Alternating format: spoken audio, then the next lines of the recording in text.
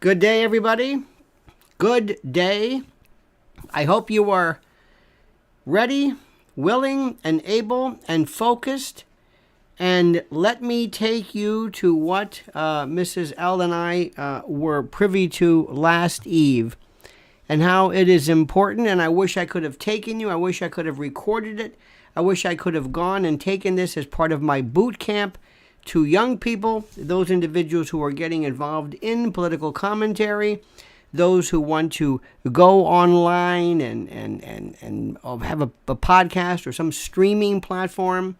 It was one of the most important tutorials ever, and something I have seen my entire professional career. It goes to show you so many things. I was overwhelmed with what I saw last night. Let me bring you up to speed. First of all, thank you for being here. Please like the video, subscribe to the channel. Your metrics, your following means the world to us, and we thank you for your overwhelming support of my very simple and modest efforts of the truth. Brutal, frank truth. Think of myself as a pregnancy detector. You're pregnant. Or even worse, you're dead. That's it. You can fill in the blanks. Why you're pregnant. Why you died. What happened. You can do anything you want. It is up to you. Do you understand that? It is up to you. Excuse me. Now, what happened was, bring you up to speed, Bobby Kennedy Jr.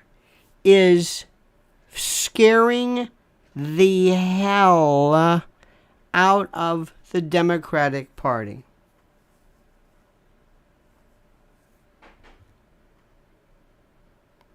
Excuse me. Pardon me. I'm constantly bedeluged with this. Pardon me. Hold on for a second. This is critical. Not that you're not, mind you.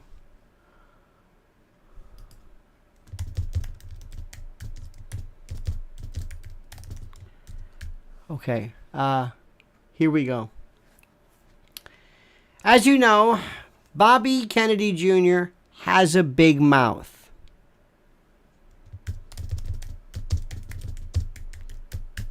Sorry. He's got a big mouth. He's got a lot to learn. I saw him up close and saw his style and his mannerism. And I'm going to tell you the truth, less than impressive, but he's still Bobby Kennedy. He knows what he is. He's not. He's just the way he is. Okay? Understand this. He's not a firebrand, and that's good. Because the number one thing you have to do is to be yourself. Okay? That's one of the reasons why, well, sometimes they get you in trouble. Look at Ron DeSantis. The other day, Bobby Kennedy made it. He was speaking.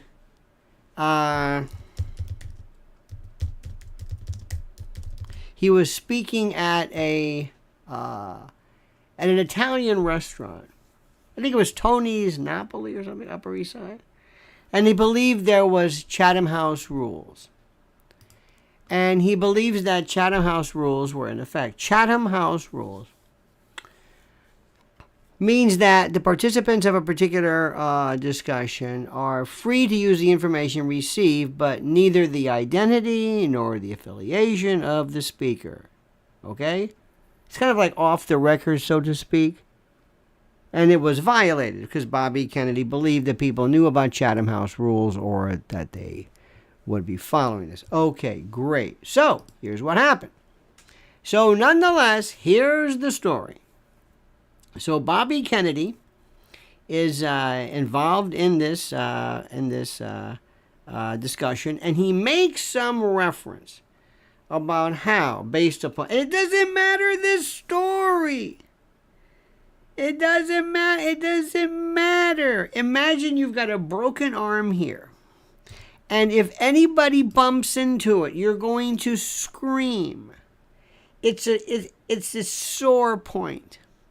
And if somebody bumps into you accidentally, bumps into you on purpose, it doesn't matter. You're still going to hit the ceiling. That's the way this works. So they're waiting for him. And because he said that there was a study written, funded, promoted, prompted by other scientifically gifted people regarding the susceptibility of either Ashkenazi Jews or Chinese to a defense of something, that this was one of the unique anomalies. I'm telling you, once you say that, it doesn't matter what you mean. Marjorie Taylor Greene will forever be associated with suggesting that Jewish laser lights were responsible for Northern California fires. It doesn't matter what she says. That's it. It's that before the cement hardens, they write the story, and that's it. It could be right, could be true, could be subject to exaggeration or lie, or could be 100% correct. But once it hits, that's it. You understand this? First thing you've got to know, it will be your legacy. Once it happens, remember what I'm telling you. And what do you do? What do you do? You ready? Ignore it. You ignore it. You don't let people determine what your message is going to be. If Debbie Wasserman Schultz thinks you're anti-Semitic and you think it's nonsense, what are you going to do? Stop what you're doing. Pick up the phone.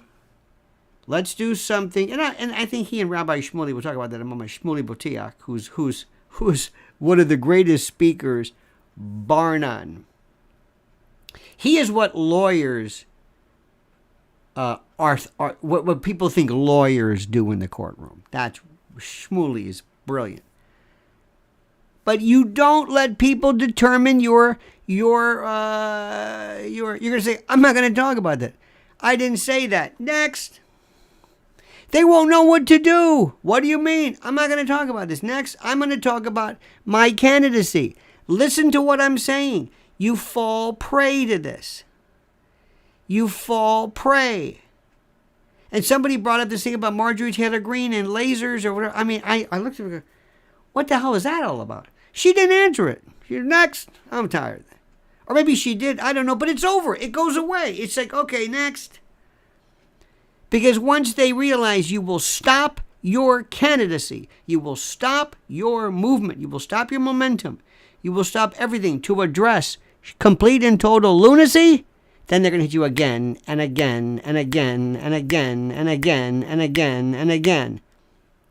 Next, the Muslims are going to say, how dare you say that? You said this about Hamas? We want to do. And then he's going to stop and meet with somebody from the Muslim community to clarify that. And then the gays, how dare you? And then the vaccine victims. They go, oh, this is terrific. Line a bunch of them up. My grandmother died of COVID, and you said this. We line them up. And then you got to stop, and you got to deal with them. I can do this all day long. Why? Because you give in to them. You cannot be lectured to. You cannot have your message determined by people. You know what you said, you answer it once and move on. Period. You've got to teach them. Don't try this with me. Nobody but nobody Within, remember, 3 days of any subject. Name any subject that withstands or that can withstand 3 days of subject before you completely move on. 3 days, period. But he's answering this, and it was demeaning. Bobby Kennedy Jr.'s got to explain he's not anti-Semitic. It was ridiculous. We'll talk about that in a moment. So what happened was they were going to go to the Society for Ethical Culture, this bastion of, I don't know what you want to call it. Do you know that Shmuley Botiak at the Ethical Culture, they would interview or debate with Jews for Jesus, which is a tad oxymoronic, and scream and yell, and no problem. But the word was out.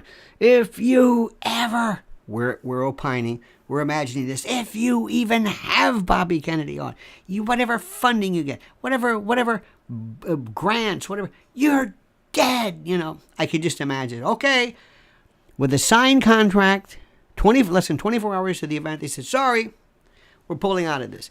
So we ended up going last night, Mrs. L and I, to the Glass House on 12th Avenue. A little dicey neighborhood, but nice. Very interesting. A lot of security. Very interesting. I don't know if that was I don't think that came with the room, but it was a lot of security. And I think he might have been on Hannity before. So I have no idea. My friends, within maybe 30 in a month today,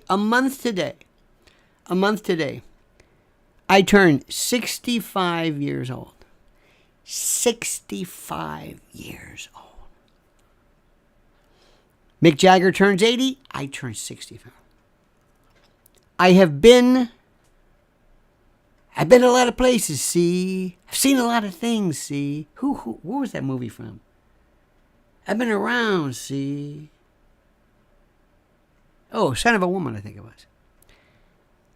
I do not play groupie well. And if you want to make me sick, when I hear people go groupie nuts over Hannity, Fox, anybody, oh, they're so-and-so. I got to tell you this. Before I begin. And I'm going to be all over the store, all over the place. So if you want some straight, continuous storyline, this ain't the place to be. I tell you unprepared as it occurs to me. I saw last night at least a couple of cases of 2 women in the front. I don't know who they were. I don't know what they were doing. I don't know what association they were. But if you went to a movie and said, listen, I'm directing a scene. I want 2 fallen women, 2 prototypical, just inappropriate women looking, I don't want to say, well, dressed inappropriately, trampy, whatever, almost like trouble, groupie, hard, living hard, overly made up, inappropriately dressed, too sexual, things hanging out, tight clothes. It was the weirdest thing I've ever seen. That is what I'm looking at. What the hell is this? And I think they're trying to get Bobby Kennedy's attention. I don't know. I'm thinking, what are you doing here? This place, and by the way, this place was a zoo. They had people. Terrific. I had this fellow. All of a sudden, Mrs. L and I are sitting there, and I'm trying to get the Wi-Fi. He's like, you got any Wi-Fi in here? That's all I want. I want to read my stuff. At one point, I told her, I said, let's blow this Pop's stand. No, not now. We'll walk. I said, I want to walk out. I'm bored. This is ridiculous. I mean, I got it. I know exactly. Remember, you don't have to eat the whole egg to know it's rotten. You don't have to eat the whole egg to know it's rotten. Remember this. I know immediately what things are. I'm 65 years old. I've earned this. I've been bored my whole life. I'm an expert in work. I said, I got it.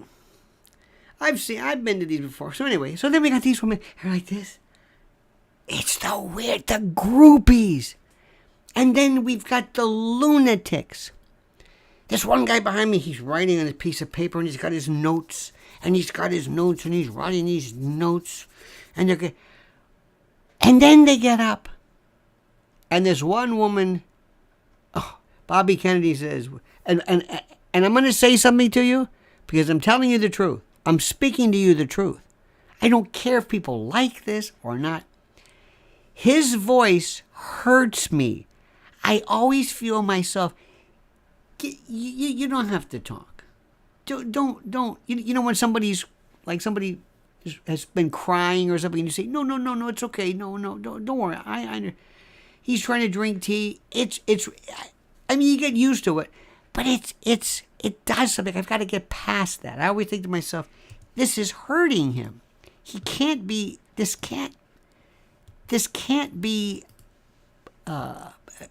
easy for him.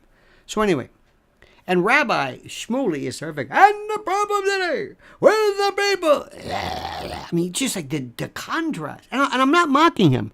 He has spasmodic dysphonia.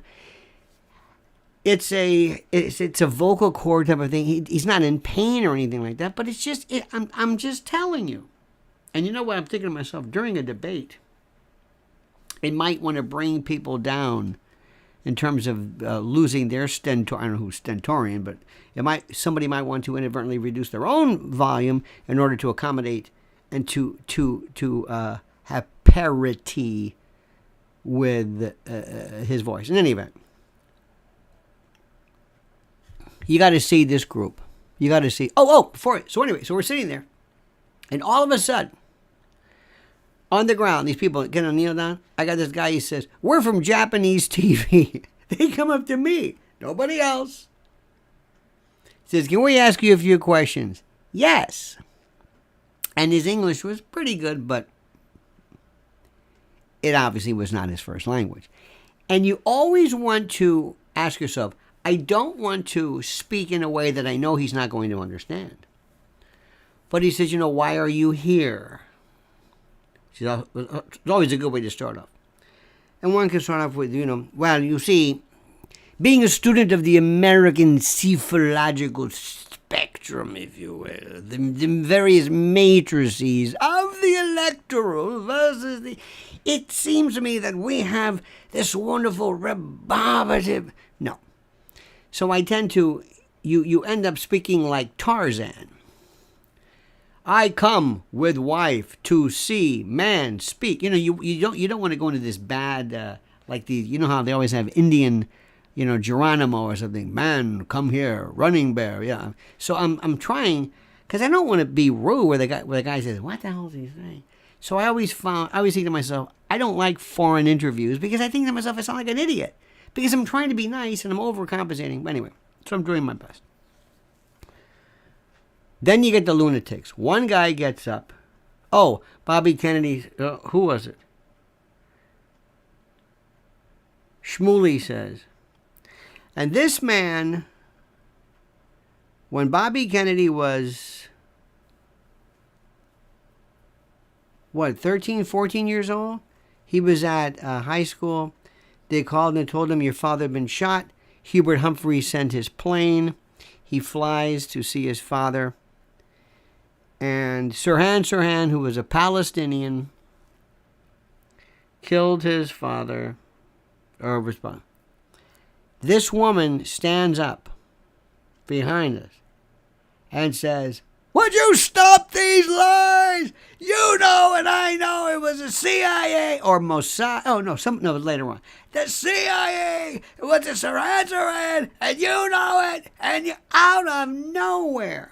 And she had a voice that was so clear. You know how some people's voices, they just go right through. They don't need a microphone.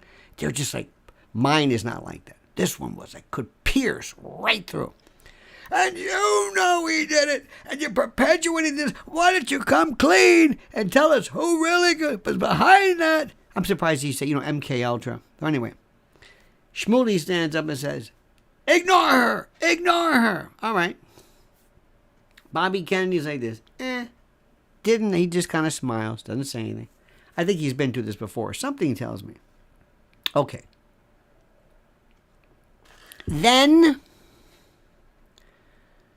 the second one comes up. Now this guy's got a hat on with a cannabis leaf.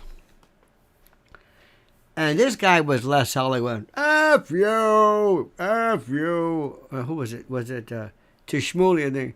I'm a Jew. Got a shot. I'm F you. You, I mean, just off the street. You, oh, F you. This time, the security, a lot of security came over and said, this guy had to leave.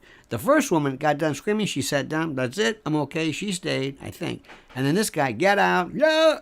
On the way out, let everything in he just emptied the tank. I mean, just, and they're up there like this. I'm thinking, this is insanity. So we're going through this stuff, and it was okay. It's very interesting.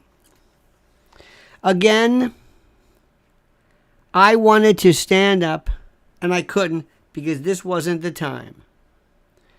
But if I did, I would say, can we all agree that Bobby Kennedy Jr. is not anti-Semitic, supports the existence of the state of Israel, and will be a good friend to the Jewish people?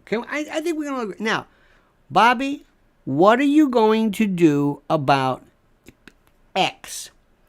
UFOs, war, the military-industrial complex, central bank digital currency, these weird draconian environment. I still don't know anything about what Bobby Kennedy wants to do. Maybe it's me. Maybe I'm not paying attention. Maybe I'm not very bright. Maybe he's been talking about this the whole time and I haven't heard it. I'm hearing about Israel and vaccines. Enough! I know it. Who in their right mind thinks he's some crypto anti-Semite? Are you kidding me? And you just said, that was good. And they probably gave an extra bonus in the Christmas stocking, which makes no sense, to Debbie Wasserman. Way to go, Debbie. Yeah, look what you just did. You just derailed this. Fantastic. He had to go and talk about it. Take time away from his campaign. But there were some very good questions. There was this young man came up, Hasidic Jew. I mean, absolutely. You have to, you must. Many people have not seen this before. This is a community. You've got Lubavitchers, you've got Hasidim. They live in, what is it, Williamsburg in Brooklyn. And they do not bother anybody. They're not, you don't see the mingling, so to speak. But they are a most devout and serious group of people. And their religion is their life. And anybody who thinks, well, I'm a devout Christian. I go to services on Sunday. No. I'm sure the same thing goes for Muslims too. But Hasidim, no. From clothing to tzitzis to payas to the kippah, every. So this guy gets up and he asks the most incredibly cogent question about superdelegates and what it's fantastic. Best question of the night, which had nothing to do with Bobby Kennedy Jr. trying to explain that he's not an anti-Semite, which nobody believed. Nobody ever. Anyway. Then another one gets up there. This one shows up with a mask. I'm thinking, do you know the irony of this? Oh, and by the way, and everybody's Jewish. Everybody gets up as Jewish. Well, I'm Jewish. Now no one's there. Are you sure? What's your name? Sean O'Reilly.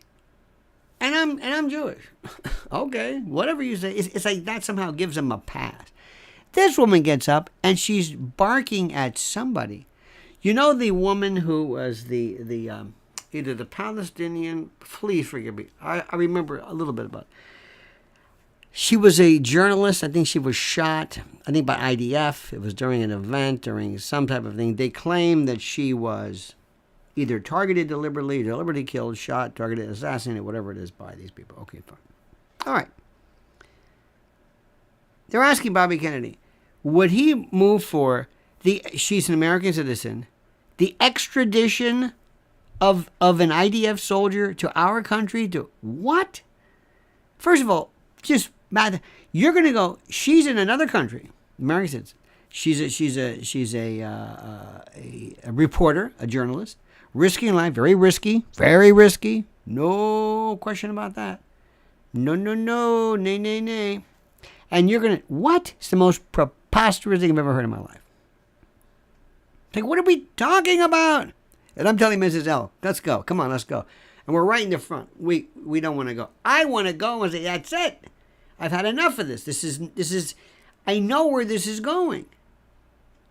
It was like an asylum. It was just one, and you look around like, oh my God. And anybody who wears buttons, not buttons that all the way like Bobby, no, that's okay. But I mean buttons that have something, Remember those buttons? Remember those ones Honey used to say, ask me how I lost weight. Remember that? Ask me how I lost weight. Nutrisystem, whatever it was. Everybody's got a button. And there's just this, but I got to hand it to him. There's a passion. There's a vociferous, and this is nothing new. It wasn't unruly. Probably there was some profanity here and there. But there was this thing about, I just look around and I said, this could be done so much better. There is nothing worse. There is nothing worse than somebody who thinks he's going to enter the fray with somebody who has lived and breathed a subject. If you're talking to Rabbi Shmuley Botiach, who has spent his adult life knowing every aspect, rudiment, interstitial fact, piece of datum, even factoids. By the way, don't use factoid as a synonym for fact. A factoid is not a fact.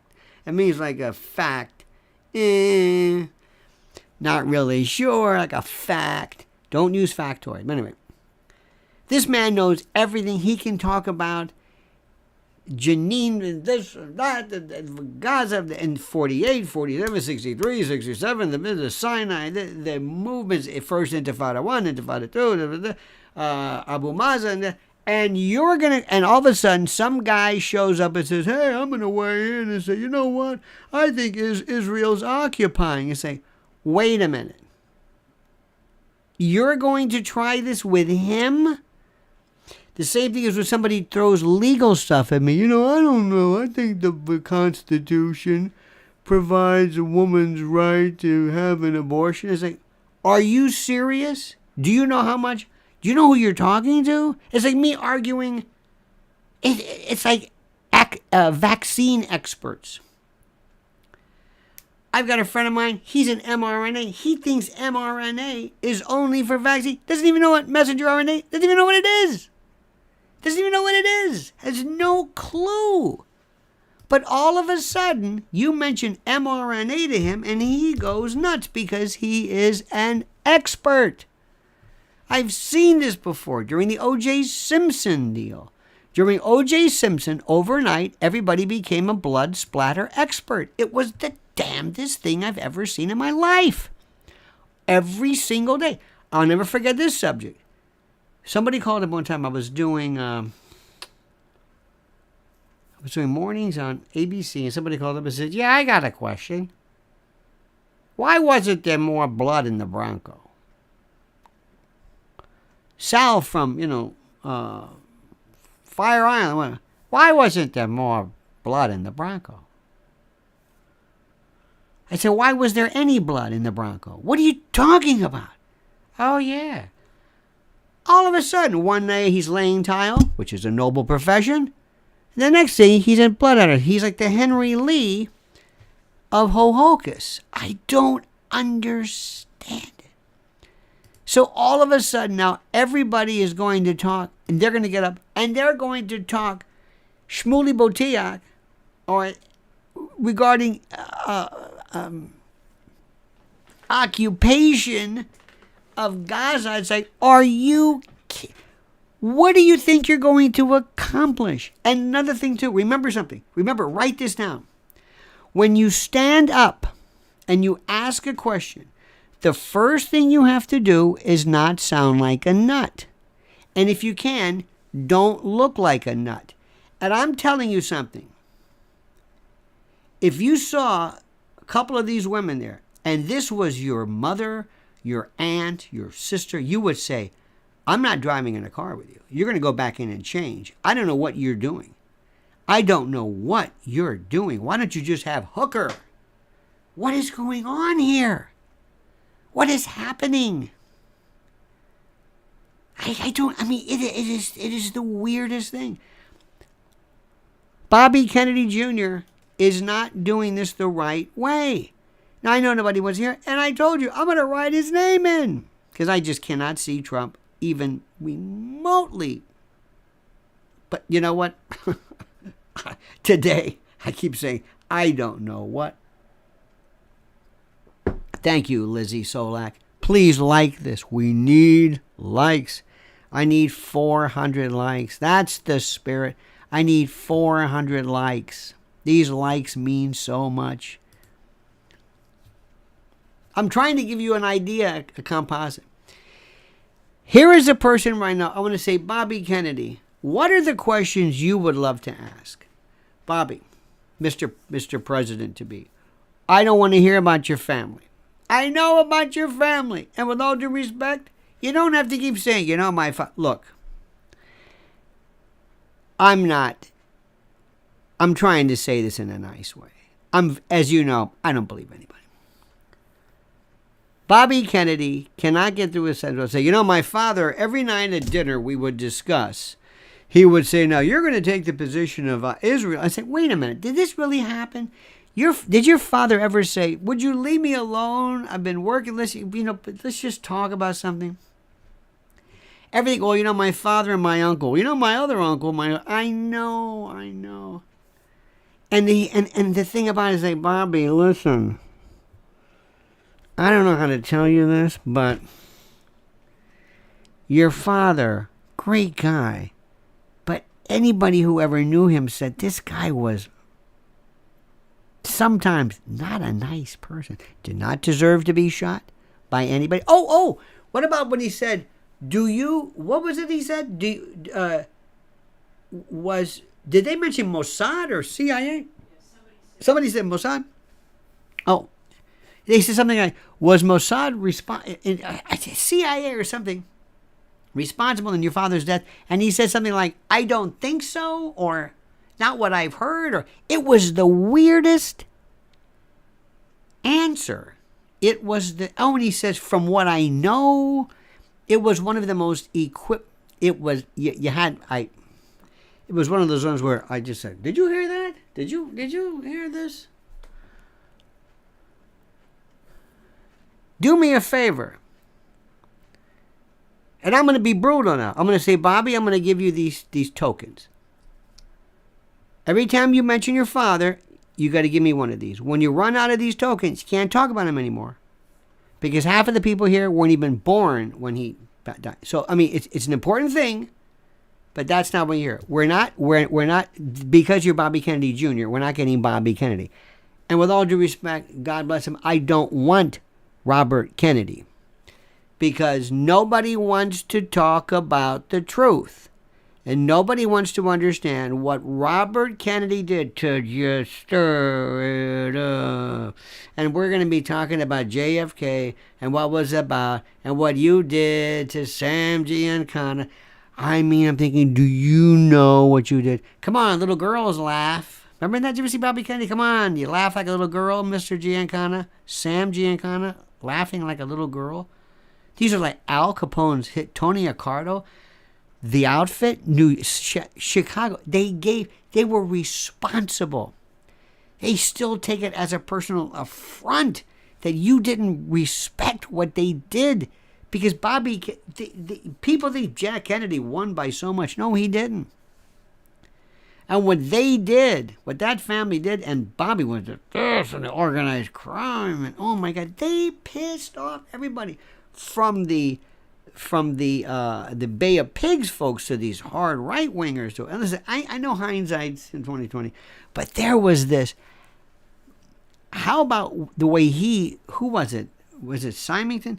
When they said we're going to settle on Lyndon Johnson. Lyndon Johnson hated them. They if you believe this, Lyndon Johnson was some rube and and J. Edgar Hoover hated Bobby.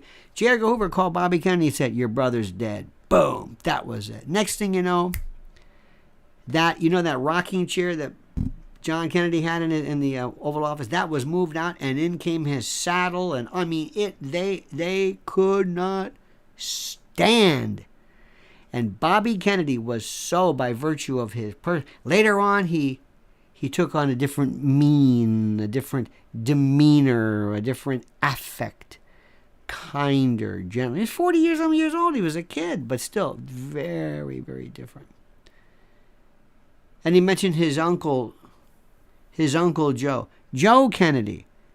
Remember why Joe Kennedy? Remember they say that was foolhardy. That was foolhardy. Remember this? And that was in order to fight or to deal with the fact, so they say, because of this internecine, interfamilial battle. They said that when Jack Kennedy won Profiles in Courage, that he was a hero, the only president with the Purple Heart, I think. Joe Kennedy, he was furious. He crying. We see, ran upstairs. Half of this stuff you don't believe. You want to talk about, who was it? Kathleen, or who? The one with the lobotomy? So just do me a favor. Do me a favor. I know it's your father and I know it's your family, but I'm your campaign person now. Just talk about you. Don't talk about you. Sparky says Zelensky's mom isn't Jewish and he didn't convert. Okay. Passed down ethnicity to, okay, Ukrainian. Well, that's interesting, Sparky. I appreciate that. Yes, indeed, Mr. Zelensky remains a bit of a mystery. But thank you for that. I don't ever, as a matter of fact, get into somebody, well, you're not Catholic. Well, you say you're Catholic, but you don't observe the holy days of obligation. Well, you say you're Jewish, but your mother's not Jewish. Okay, whatever. Whatever. Far be it from me to question somebody else, but thank you for that. Zelensky, look no further than Kolomoisky, and you'll get an idea what that's all about. So here's the question. Bobby, what are you going to do about artificial intelligence and artificial general intelligence? What is going to happen now? What is going to happen now? This is the existential threat. A young man got up very serious. One guy was great. It was interesting. He stood up. I got to tell you this. Young man, he says, and why are we giving money to Israel? And they go, oh, yeah, boo. And he goes, why are we giving money to anybody? Why doesn't the money stay here? We need the money. And it went from boo to, well, yeah, that was interesting. You got to listen to people. Listen to what they say. They may look a little daft. They may scream and yell. There were some very interesting questions, too. One young man was worried about nuclear war, nuclear conflagration. Nuclear, whatever. It's very interesting. Very good question. Here's my question. Hey, listen, I felt like saying I'm not going to do this. Let's say there's an artificial general intelligence, and by the way, that's going to be here before you know it, an AI, AGI component, and it goes bad. The alignment is way off. There is no alignment. And as you know, alignment is when the goals and the focus of artificial intelligence or artificial general intelligence, where all of this is consistent with our view, our morality. You hear what I'm saying? this is very, very important. This is very, very critical. How do you know? How do you know that it is not possible for an artificial intelligence, AGI, artificial general intelligence, glitch, so to speak, to go in, reroute, rewire, reconfigure,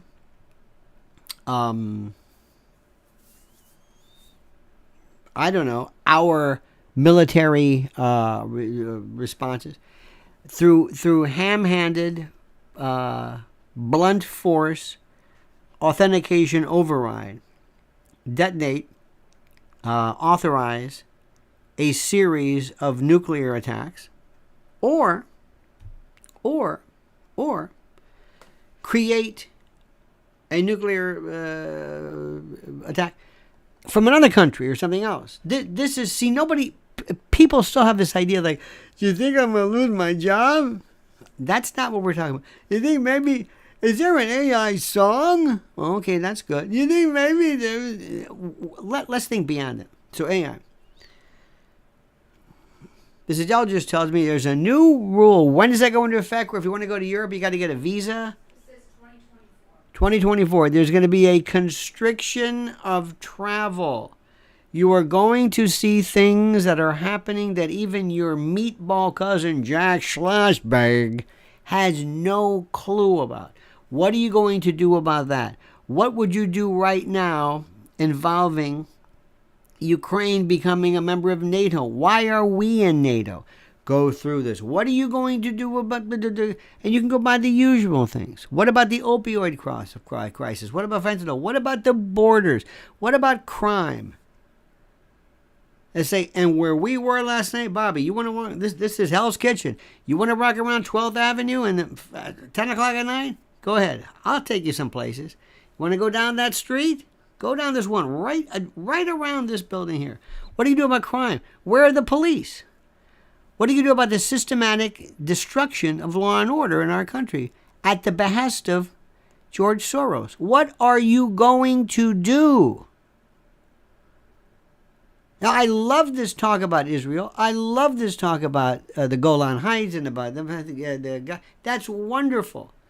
But what I'm worried about is when I leave, am I going to get clobbered on the way home?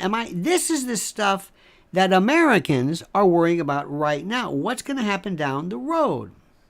What is going to happen? How are we going to undo the damage that this mental midget, this ossified Oshios, geriatric jadrul, what are we going to do? What are we going to do? I want to hear concrete plans now. What are you going to do about the borders on day one? This is the stuff I want to hear about. I'm not hearing about that. Sparky says RFK Sr. and other Kennedys hated LBJ, but JFK actually liked him. JFK was friends with Nixon, a man with few of any other friends. Well, you know, they were in the Congress together, or the Senate, I guess, and they were also compatriots. I think they were from that last of the generation. Nixon, by the way, we could spend forever talking about what a complicated man he was, and how some people forged. By the way, the story about Marilyn Monroe. Oh, let me just explain this to you. Jackie, John Kennedy, RFK. This was a group of people with mores and with a father who, I don't know where, with all due respect to Bobby Kennedy, and I'm sorry about your tragedy, but these are not on my list of the Waltons, okay? I am not a Kennedy groupie by any stretch of the imagination. Look what they did to Peter Lawford. Look, just go down the list. I'm not going to spend time with this. And you have been should be a hell of a lot more vociferous in trying to get to the bottom of who actually was responsible for the death of your uncle. Your father, okay, whatever. Stop this. They're so tepid about this. And by the way, there's another story today. Do you know what the number one most hidden story in American news is? UFOs. UFOs, EBEs, extraterrestrial, interstellar propulsion, whatever you want to call it. It is the most important story there is, and nothing is being done to discuss it. Nothing. Because people think it's some kind of a La La Land story. People think it's, I don't know what. They think it is just some crazy thing that we'll talk about that. And by the way, the issue is when you have no idea. The whole Bobby and the masks and the that story is so boring. The bigger question is simply this. What are the rights? What will your Justice Department do to determine? There is a case called Jacobson against Massachusetts, 1905. It deals with smallpox vaccination. The law has changed. The Constitution has changed. We have incorporation by reference. This is ancient. The Supreme Court needs to address a very simple issue. If I have something, let's say I have hepatitis, absolutely, positively, 100% contagious, really bad, and I'm walking around and I'm getting everybody sick, do you as a citizen have the right to tell me, hey, stay home?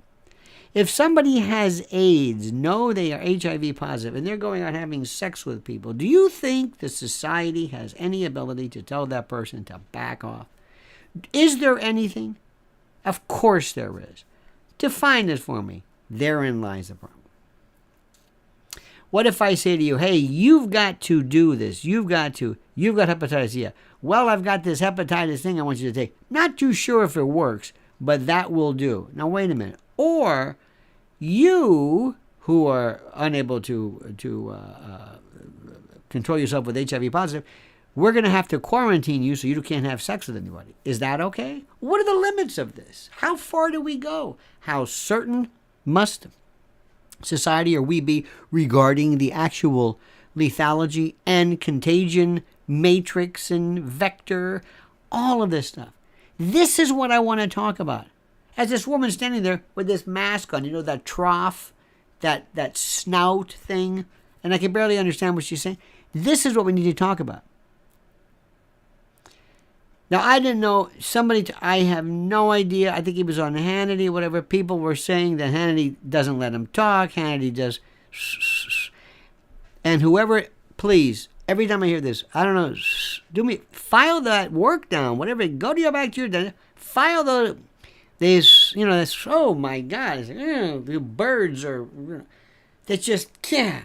I haven't listened to that show because that show, with all due respect, and I mean it, and I like I told you, that is the smartest guy on Fox News, bar none. But he never lets people talk. It's about him. I don't think he really understands what the purpose of the interview is. It's about how do I promote me? How do I get over, to use a wrestling term. So I don't watch that. I don't know if you saw it. Bobby Kennedy is going on every show there is. He's got to be careful. He's going on some of these shows, and believe it or not, he's going to go on a show. I think was he on Theo Von? I have no idea. Joe Rogan. He's going to go on some show, and somebody's going to go back and say, that last year, this guy suggested that there's no Holocaust, or this guy suggested such and such. So you're promoting a racist, they're going to do that. Do you have somebody, because that's what they do. And once you get that label, and the cement settles, you're stuck with that. And you can't go back and always try to correct the error, because that's what they're going to do. You're going to have to next time be able to tell Debbie Wasserman Schultz, I told you I'm not an anti-Semite, now let's move on. So I don't know who's really, I don't know. Another thing too, about Bobby Kennedy in seeing him last night. Okay. Sparky is, you are fixated on this. Someone can wake up and claim to be Lutheran, but converting to Judaism isn't that simple. Ask Madonna and Sammy Davis Jr. Well, that could very well be, Sparky. That could very well be. But I don't think, and by the way, thank you for your question. I don't think, at this particular point, anybody even remotely cares about that. I'm just saying. Because America doesn't care about anything. I guarantee you, if Bobby Kennedy had talked about either Oppenheimer or Barbie, people would have been, I swear to God, I think I'm kidding. I think Barbie is more relevant to the American voting population than anything else. Because, and believe it or not, there are some consideration to be made from that. I'm just saying. Okay. Now, I want to talk about this very quickly. Were you really that impressed with Bobby Kennedy? No. No. He looked beat. He looked tired. The whole thing was. Even the setup. Shmuley did it. Shmuley was dynamic. Shmuley is a professional. They brought Bobby out. They sit in 2 chairs. Bobby looked like he was like answering questions. It just didn't. Stand up. You're too far back. People can't see you. You're sitting in a chair. Stand up. Go to the podium. Have the microphone. Go back and forth. Own the stage. Stagecraft. That's what Trump did. Trump did this. At this point, he should know better. He's too... His whole thing is not... He's not vociferous and boisterous, and that's not his thing. He better get that way quick. Stagecraft. The look. He has a uniform right now. These really tiny little button-down things. I don't know what this is. Maybe this is style. Whatever it is. Little tiny. Button-down. Not normal collars. Not normal size. But almost like... Maybe it could be like in Sparks. You know, okay, fine. I'm not going to pick on that. It doesn't really matter. He doesn't come across as close. Do you see a picture of him with his son? Forget Barron. Bobby's like 6'2". His son is like, what the hell is this? Okay, fine. I want to also say, Bobby, nobody cares about your family. And I say this with all due respect, good and bad. Because if they knew about your family, that could hurt you. Because there's a lot about your family that's rotten. Rotten. Remember when he said how John Jr. was his best friend? Could be. How do I know? All I know is that for years, the story was always that Jackie said, I don't want you to be like those kids. There were stories about Bobby's kids that they were wild. There were 11. Ethel was like, who was it? Where'd that come from? People said they were just crazy. There was no supervision. I don't know. There's so many. Have you ever seen the Lawfords? The William Kennedy Smith. Remember Gene Smith? The Shrivers. There's more Kennedys than you can imagine. A lot of them are pretty good. You know who's a good one too? Is Teddy Jr. He would have been great. Great countenance. Great visage. Poor Patrick Mishkino, right? This guy driving around at 3 a.m. Am I going to vote? I think he was on Ambien at the time. Kara, remember the other one? Teddy Jr. lost his leg. Remember that one? The story was Joan. Is Joan alive? Is she? Joan's alive. And is there any? I think Joan's alive, and also Joan Kennedy and 86. And what about? Isn't there one Jean Smith or something? Isn't there one Kennedy sister? Oh, well, that's Maria Shriver's mother. No. Eunice Shriver's mother. Jean Kennedy Smith is William Kennedy Smith. Remember that? Remember the whole au pair or the au bar? Remember that rape thing with Roy Black? No, she died in 2020. Oh, she did? Okay. Oh, there we go. Sparky.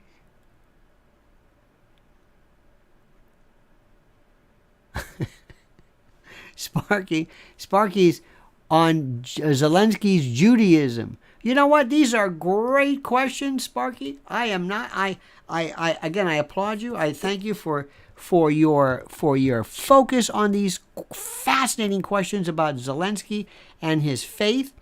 There's only one thing. I'm not talking about Zelensky, but other than that, it's a great question, and I thank you for your support and your contribution. But have you noticed that Zelensky? That's over with. It's done. You ever hear about that anymore? Nowhere. Anybody talk about sanctions anymore? Nope. Anybody talking about NATO? Nope. That's over with. That's done. That's just gonna they're gonna just wrap that baby up, and it's gonna be like, no. America never cared about that for a moment. So let me go back to the Bobby Kennedy thing. He has absolutely, positively so many great, natural, incredibly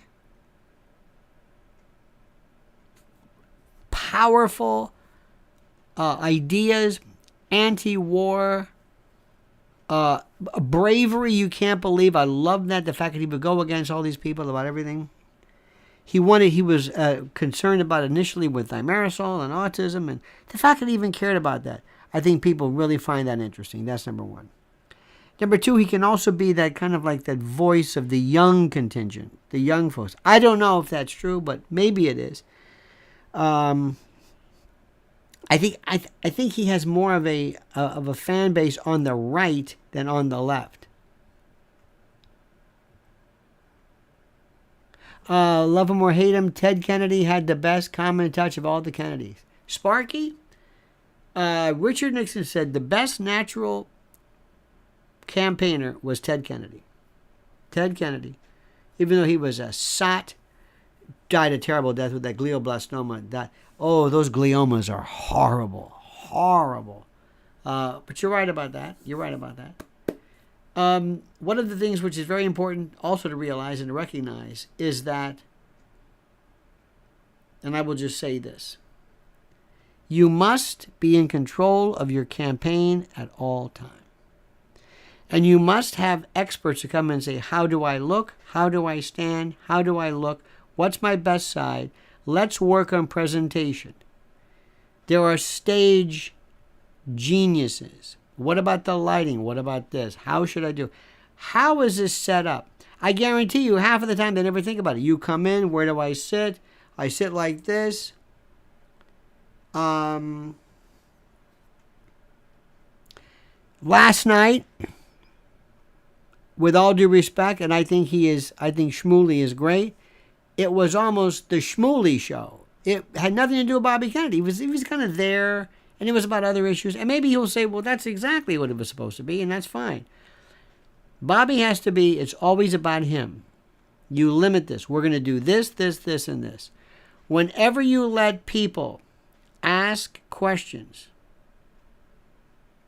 I'm going to give you a tip. And I'm going to tell you something which works every single time. Give people cards to write your questions ahead of time. 2 reasons. Number 1, you have a great repository of what people want to know. A great list, which of course somebody from your staff will always write down, because you got an idea of like, this question keeps coming up.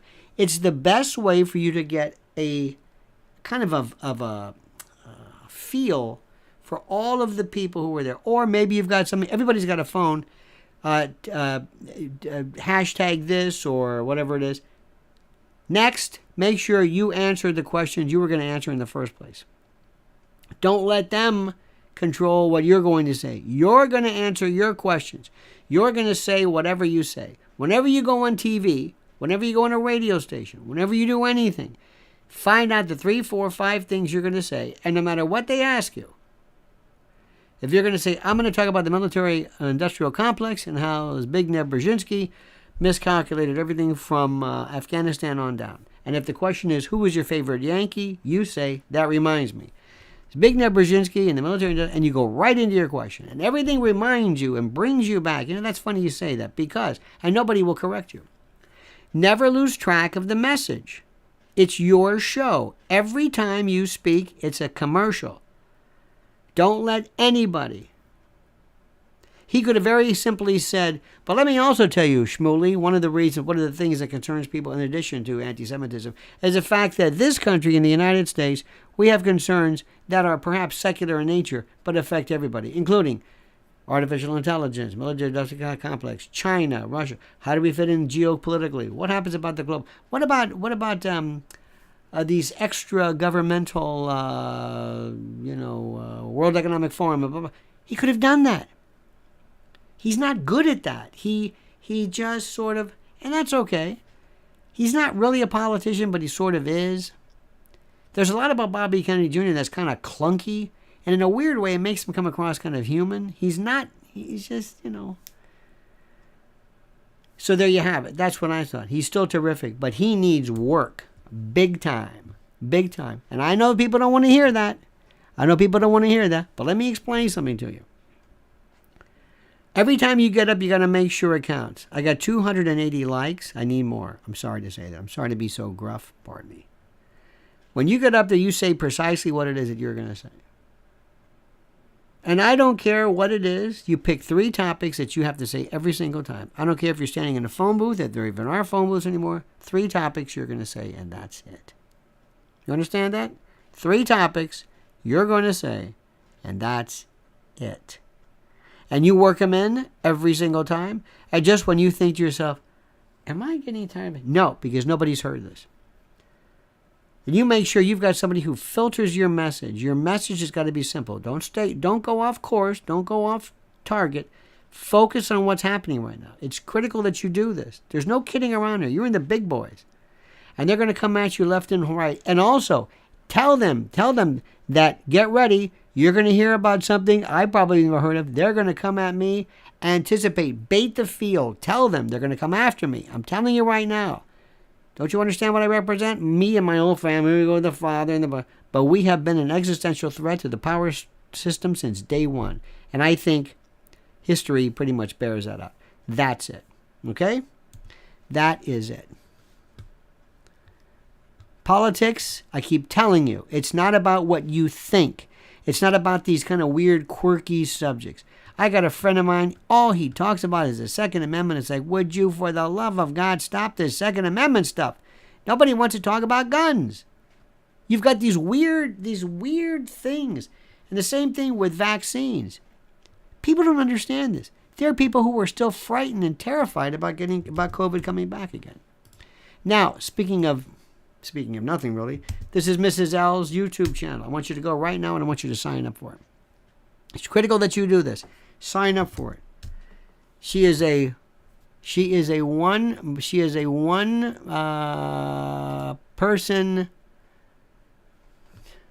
I just put up one of your things here. Anyway, let me do this one more time.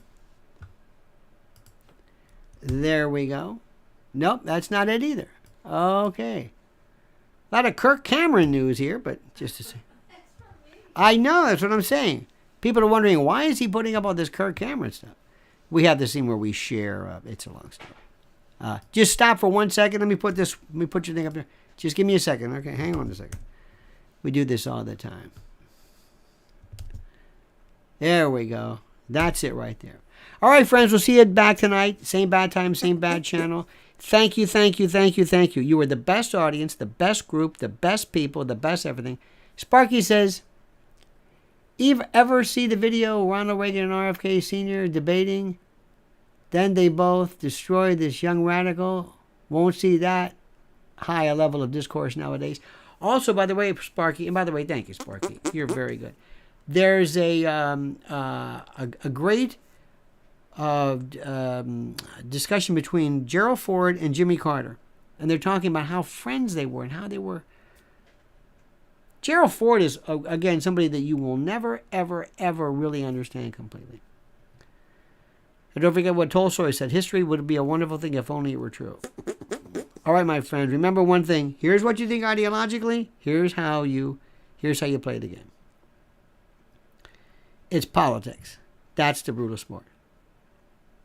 I would have, before I do this, what do I wear? What do I stand? How do I do? What do I say?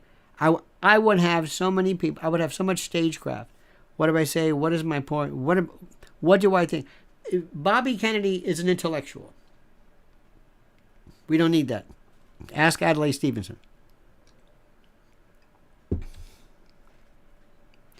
You've got to find out what you do. And there's one thing about this. Another thing, one more.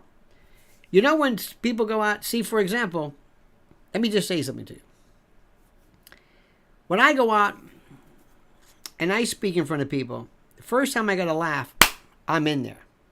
I'm in there. And I know what it is. I know the type of people. I'm telling you the truth. Why is a laugh important? A laugh means approbation, approval, agreement. You only laugh with people you like. You never laugh at somebody you hate. Donald Trump was brilliant at this. He knew how to read crowds. He knew exactly. He did stuff. He didn't even realize he was doing it. Reagan did it. Clinton did it to an extent. Bobby Kennedy doesn't have that. Bobby Kennedy's not warm. He's not personable. He just isn't. Work with it. Play off the stiff. Take what you have and tell them about it. Be the person who says, I may not be the most exciting. My wife always tells me. And by the way, where's his wife? Where's Cheryl Hines? Is she anywhere? Is she trying to get her career back after they told her, you're done. You are finished. I mean, in any event. Somebody's got to assess him. You got to connect with people. And I swear to God, especially the two fashion plates last night, there are people who are, I think they just think he's just famous or something. Oh, one more thing on that subject, Bobby. I know you're not listening to me, but let me tell you something.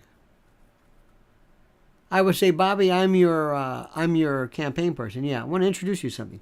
See that guy over there, that big guy? Yeah. His name is Gonzo or something. Yeah, he's about 6'5", weighs almost 400 pounds. Used to be a professional wrestler in the old days. NWA. Yeah. I've instructed him, if he sees any woman giving you a phone number or texting you or you going off somewhere, he is instructed to knock the hell out of you. And it's okay, I told him. Because you have a tendency. First, you're an addict. And you've recovered, and that's terrific. And God bless you for that. But once an addict, always that mentality. Number two, you've had a weird thing with women. You kept track of who they were, and what's the matter with you? Now, you're going to be out there, and you're going to be 7 years old, and obviously you're taking, I don't know what you're doing, if it's human growth hormone, whatever. I don't know, I'm not a doctor. But all I know is when men hit 70 years old, they normally don't put on a lot of body mass. But you miraculously have done this, and you're showing people, hey, look at me, I'm doing push-ups. Dumbest thing I've ever seen in my life. I don't know why you did that, but you did that. So you're going through this middle-aged crazy thing. I've seen it before. I know what I'm talking about. If you get near a woman, you're throwing your career away. Okay? And I know how you Kennedys are. And you've been raised around that stuff, and you think it's okay. It's not okay. Because they're going to set you up. They're going to set you up. So that's why Gonzo here is going to follow you. And he's going to be with you. He's going to be staying with you. And I've instructed him. If you see anything, all of a sudden but no, ain't going to happen. On your own time, that's fine. You're not going to ruin this. Because I know how you get. It's lonely out there on the road. Maybe you and the missus are having a problem. Maybe you're kind of tired of this. Maybe you're thinking, I don't know. I'm 70. Who knows? And also what happens is sometimes, not that I'm accusing you of anything, but sometimes when some men go through different hormone things, they can get a little randy, a little frisky. They get into this kind of a prepubescent or pubescent mentality, and they act stupid. We're going to prevent that from happening. Capiche? You got that? You got that? That's the way we're going to do it. People don't want to hear that. That's exactly the way it works. Because my thing is this. Remember I told you, I'm a realist. I don't care about the way it should be, the way things are. All right, dear friends, we love you. Have a great and a glorious day. Go out and do something mildly constructive today. We'll see you tonight at 7 p.m. Eastern Time. And don't forget to subscribe. More videos coming up.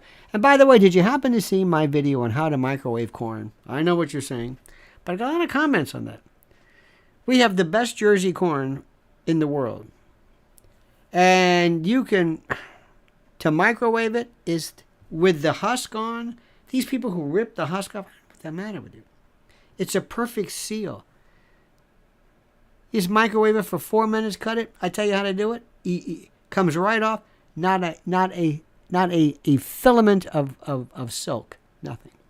All right, dear friends, have a great and glorious day. See you tonight. Don't forget these words. The monkey's dead. The show's over. Sue ya. Ta-ta.